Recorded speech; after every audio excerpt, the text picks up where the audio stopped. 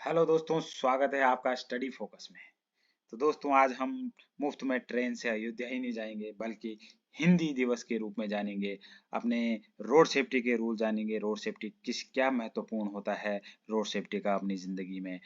और जो आज का दिन है दोस्तों, वो तो आप सभी को पता है कि शनिवार है, बट हम इसको एक एज नेशनल डे भी मनाते हैं 12 जनवरी को।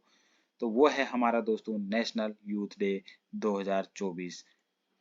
तो 2024 की अगर हम बात करते हैं दोस्तों, तो सर्वप्रथम हम उसकी थीम के बारे में जान लेते हैं।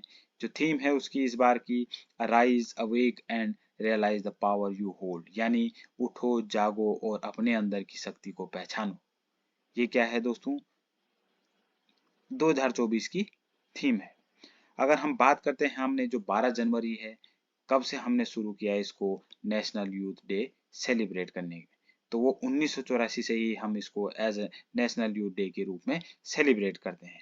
इस इस दिन को हम स्वामी विवेकानंद जी के जन्मदिन के रूप में भी मनाते हैं दोस्तों। तो ये उनके लिए क्या है, हमारा ऑनर है उनके लिए।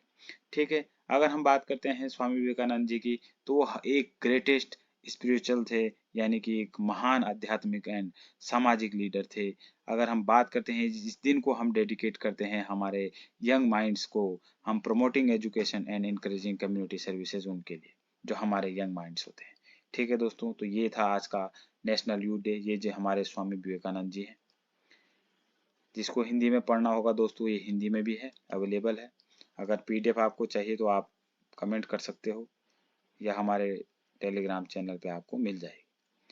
तो अगर हम बात करते हैं दोस्तों, यहाँ पर जो स्टडी फोकस का मेन मकसद होता है कि उत्तराखंड से हम कैसे कोरिलेट कर देते हैं अपने टॉपिक को।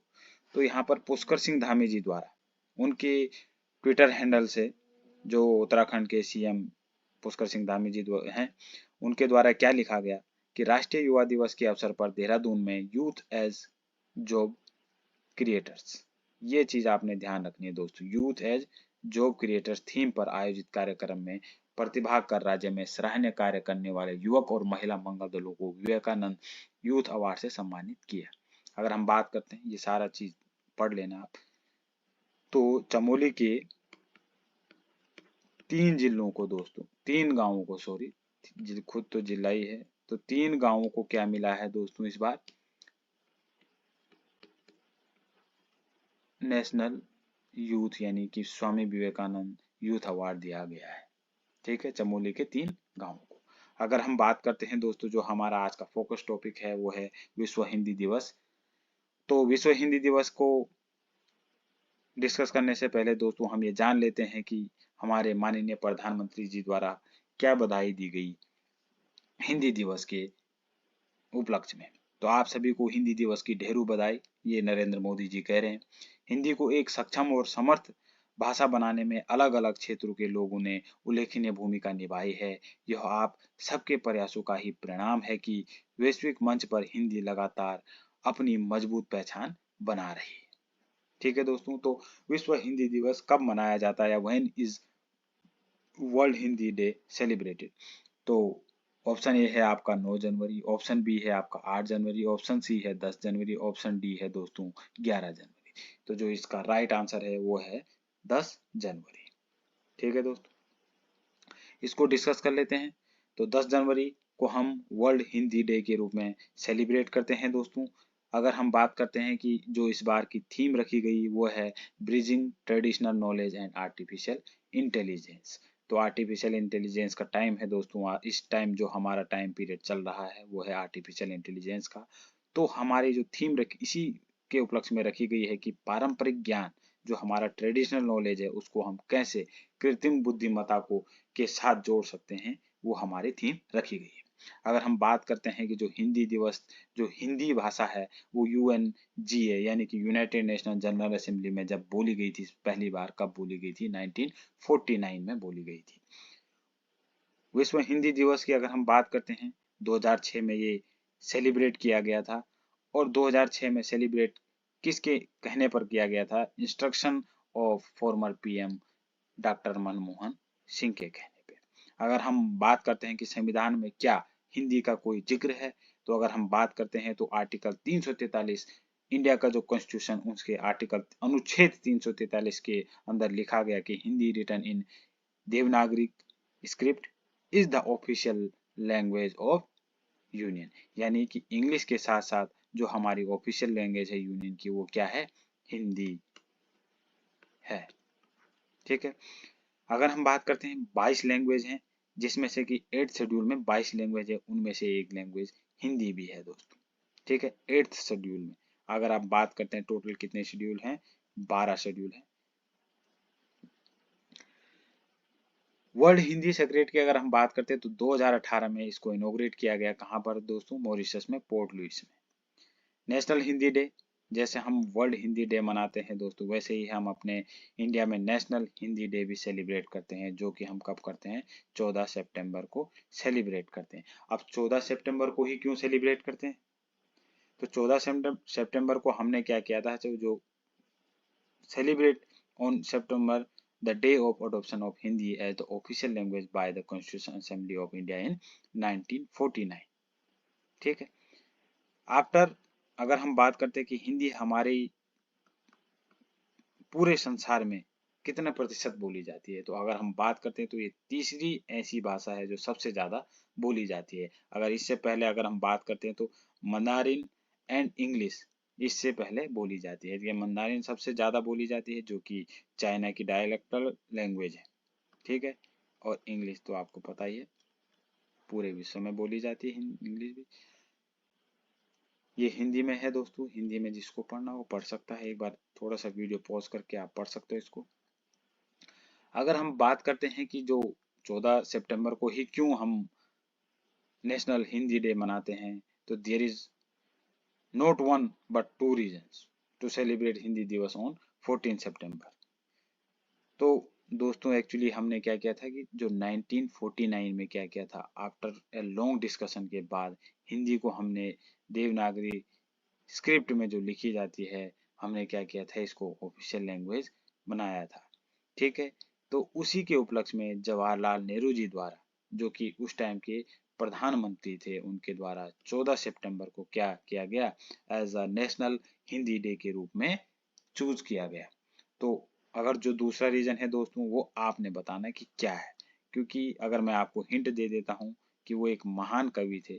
क्या थे, महान कवि सॉरी महान कवि थे, उनके उपलक्ष्य में, उनके जन्मदिन के उपलक्ष्य में ये हमने क्या किया था, दिन सेलिब्रेट किया था। अगर हम उत्तराखंड के कंटेक्स्ट में बात करते हैं तो दोस्तों ये हमारे, आप बता सकते हो कि कौन है, ये हैं हमारे रमेश पोखरियाल निशंक जी, जो हमारे फॉर्मर क्या रहे हैं, एजुकेशन मिनिस्टर भी रहे हैं। ठीक है, तो अगर बात करते हैं तो इन्होंने क्या कहा कि हम हरिद्वार में क्या करेंगे, कैंपेन चलाएंगे, जिसमें कि बाहर से कुछ लोग आएंगे, यानी कि बहुत महान महान हस्तियां आएंगी, और जुटकर हम क्या करेंगे, हिंदी को कहाँ पर, संयुक्त राष्ट्र में इसको एक भाषा के रूप में हम क्या करेंगे, मनाने की कोशिश करेंगे। ठीक है ना दोस्तों, तो हमारे को हिंदी को प्रमोट करना है, इसलिए इन्होंने पूरा अपना सहयोग देना चाहा है। तो ये क्वेश्चन बन सकता है कि कहाँ पर एक मीटिंग हुई जिसमें हमने, जो हमारे फॉर्मर एजुकेशन मिनिस्टर थे रमेश पोखरियाल निशंक, उन्होंने क्या किया, हिंदी को संयुक्त राष्ट्र में ले जाने का वर्णन किया। उत्तराखंड के कंटेक्स्ट में अगर बात करते हैं दोस्तों, तो ऑन ओकेजन ऑफ कैंपेन जो चलाया गया, तो ये हमने अभी डिस्कस कर चुके हैं।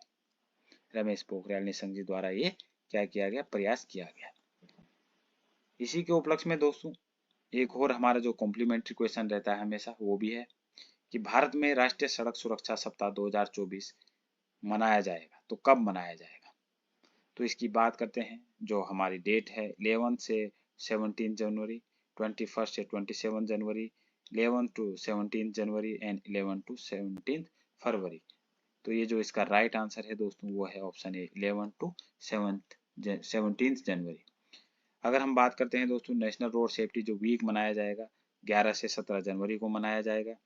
जो सबसे पहले अगर हम रोड सेफ्टी की बात करते हैं, जो नेशनल रोड सेफ्टी पॉलिसी आई थी, वो हमने मार्च 15 2010 में सुंदर कमेटी के कहने पर क्या करी थी, निकाली थी।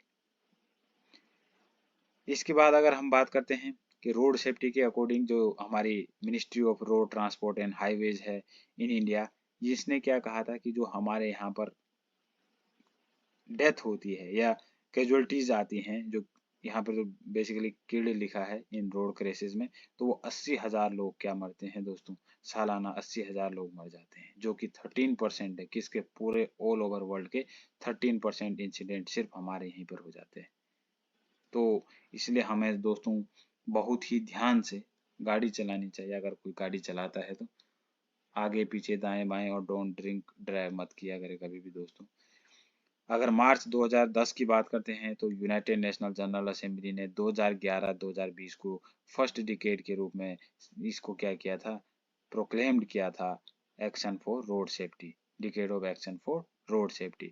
अगर हम बात करते हैं 31 जुलाई 2013 में जिनेवा में स्विट्जरलैंड में यूएन ने ही क्या किया था, ये प्रण लिया था कि हम 2020 तक 50% जो कैजुअलिटीज होती हैं या डेथ होती हैं उसको हम क्या कर देंगे, 50% रिड्यूस कर देंगे। और देन अगेन ये हमारा जो प्लान था वो सक्सेस नहीं हुआ, तो 2021 से 2030 तक जो हमारा सेकंड डिके है एक्शन फॉर रोड सेफ्टी के लिए, उसमें उन्होंने फिर से 2030 तक जो हमारी कैजुअलिटीज हैं या डेथ हैं उसको 50% और कम करने के लिए क्या किया है, प्लान किया है। पॉज करके आप देख सकते हो दोस्तों हिंदी में भी।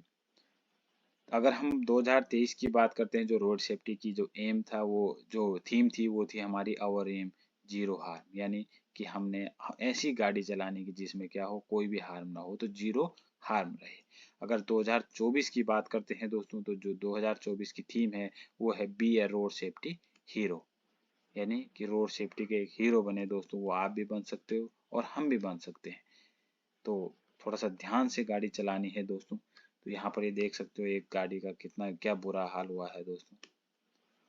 ये पहाड़ के रास्ते हैं दोस्तों, पहाड़ में कैसे गाड़ी चलाते हैं, देखो यहाँ पर ये शहर में है, इसने गाड़ी ठोक दी। यहाँ पर मैं ये नहीं कह रहा दोस्तों कि शहर वाले गाड़ी बेकार चलाते हैं, बट शहर में थोड़ा सा कंजेस्टेड एरिया होता तो ठुक जाती है गाड़ी।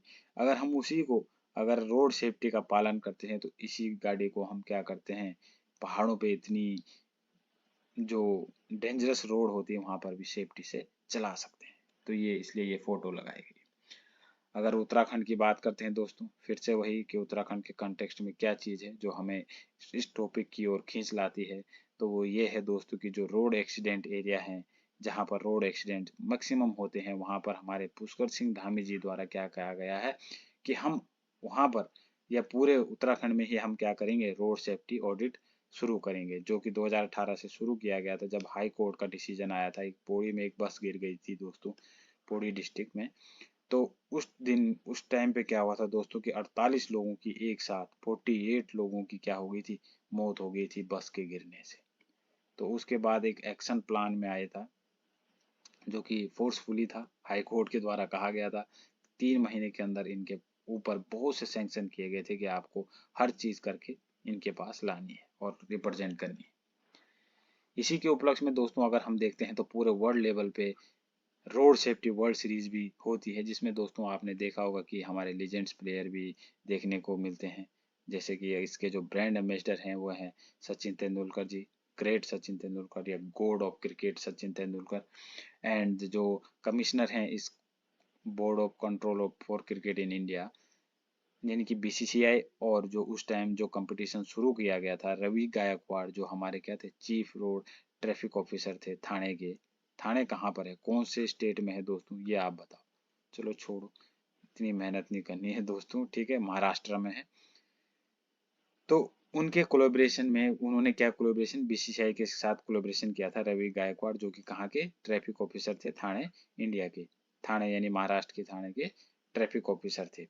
तो उन दोनों के कोलेबोरेशन में ये क्या किया गया था, ये रोड सेफ्टी वर्ल्ड सीरीज शुरू करी गई थी। तो सुनील गावस्कर जो हमारे फॉर्मर इंडियन कैप्टन भी रह चुके हैं, जो अभी कमेंटेटर भी हैं, वो इस सीरीज के कमिश्नर हैं। एंड अगर हम बात करते हैं ब्रांड एम्बेसडर की, तो वो हमारे कौन है, सचिन तेंदुलकर जी हैं हमारे ब्रांड एम्बेसडर। अगर हम बात करते हैं दोस्तों इसी में कि जो अभी हमारी फ्री की यात्रा हम बात कर रहे थे कि फ्री में हम ट्रेन से कहाँ जा सकते हैं दोस्तों, अयोध्या जा सकते हैं राम मंदिर के दर्शन करने। तो वो किस राज्य के द्वारा ये स्कीम निकाली गई, मध्य प्रदेश, राजस्थान, छत्तीसगढ़ या महाराष्ट्र? तो जो स्कीम निकाली गई दोस्तों, उसका राइट आंसर है छत्तीसगढ़। तो छत्तीसगढ़ द्वारा सालाना ये स्कीम निकाली गई कि सालाना 20,000 लोग हम क्या करेंगे, फ्री में ट्रेन से अयोध्या पहुंचाएंगे। वापसी भी ले जाएंगे दोस्तों, ऐसा नहीं कि आपको छोड़ देंगे वहां पर, अगर छत्तीसगढ़ वाले वीडियो देख रहे हैं तो। ये देख सकते हो आप यहाँ पर, श्री राम मंदिर government release those eligible. Eligibility भी है दोस्तों, उनको फिट होना पड़ेगा, और एज जो होगी वो 18 to 75 होगी, और 55 के जो अबव लोग होंगे उनको प्रायोरिटी दी जाएगी, क्योंकि दोस्तों बुढ़ापे में ही हमें दर्शन करने होते हैं इन चीज़ों के। तो जनवरी 22 की अगर बात करते हैं तो इसी स्टेट के द्वारा क्या ड्राई डे के रूप में सेलिब्रेट, ड्राई डे रखा गया है उसी दिन को। ठीक है दोस्तों, तो ये अगर हम बात करते हैं कि भगवान राम जी के जो ननिहाल था वो कहाँ था दोस्तों, छत्तीसगढ़ में ही था। यानी कि जो उनकी माता कौन थी, कौशल्या, उनका क्या था, मायका कहाँ पर था, छत्तीसगढ़ में ही था दोस्तों। तो आज की वीडियो के लिए इतना ही था दोस्तों। अगर वीडियो आपको अच्छी लग रही तो तब लाइक कीजिए दोस्तों, अगर नहीं भी लग रही तो डिसलाइक कर सकते हो। बट डिसलाइक क्यों किया है आप कमेंट बॉक्स में कमेंट कर सकते हो, ताकि मेरे को ये पता लगे दोस्तों कि क्या हम कमी कर पा रहे हैं कुछ अपने वीडियो में, या हम आपकी सेटिस्फाई नहीं कर पा रहे हैं आपको।